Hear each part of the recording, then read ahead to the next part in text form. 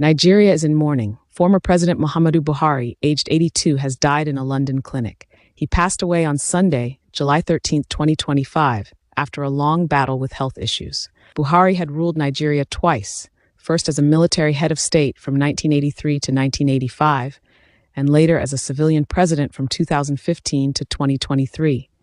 His funeral will take place in his hometown, Daura in Katsina State, on Tuesday, July 15th. President Bola Tinubu has declared a 7-day national mourning period, and flags will fly at half-mast across the country. World leaders have sent their condolences, from India's Prime Minister Modi to African Union leaders, hailing Buhari's anti-corruption fight, while critics recall his crackdown on dissent, frequent medical leaves, and economic missteps. A generation ends, but the debate over Buhari's legacy has just begun. Paul Biya seeks 8th term. While Nigeria buries a former president, Cameroon prepares to vote in another for the 8th time. President Paul Biya, the world's oldest sitting head of state at 92, has announced he will run again in October 2025. Biya has been in power since 1982, a staggering 43 years. His announcement came via social media, claiming insistent calls from all regions in the diaspora urged him to continue. But Cameroonians are divided. Opposition voices, including Maurice Kamto, Joshua Osei, and Cabral Libby, say it's time for Biya to rest. Even former allies like Issa Chiroma Bakari and Bello Buba Maigari have defected and are now contesting the presidency.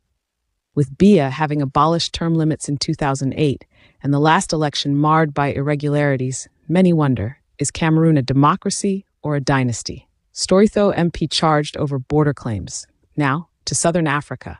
A Lesotho MP, Dr. Chepo Lefolo, has been charged with sedition and insulting the royal family after claiming the king had signed Lesotho over to South Africa. His remarks, made on social media and radio, declared Lesotho had effectively become South Africa's 10th province.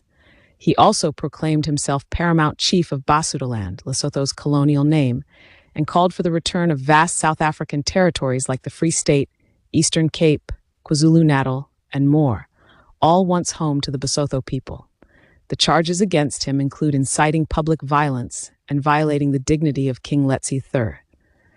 His party, the Basotho Covenant Movement, holds only one seat in parliament, but his message resonates with a painful history of colonial-era border theft. Kenya has officially removed visa requirements for Nigeria, all African countries, and most Caribbean nations. This means Africans can now travel to Kenya visa-free, without even needing electronic travel authorization, except citizens from Libya and Somalia.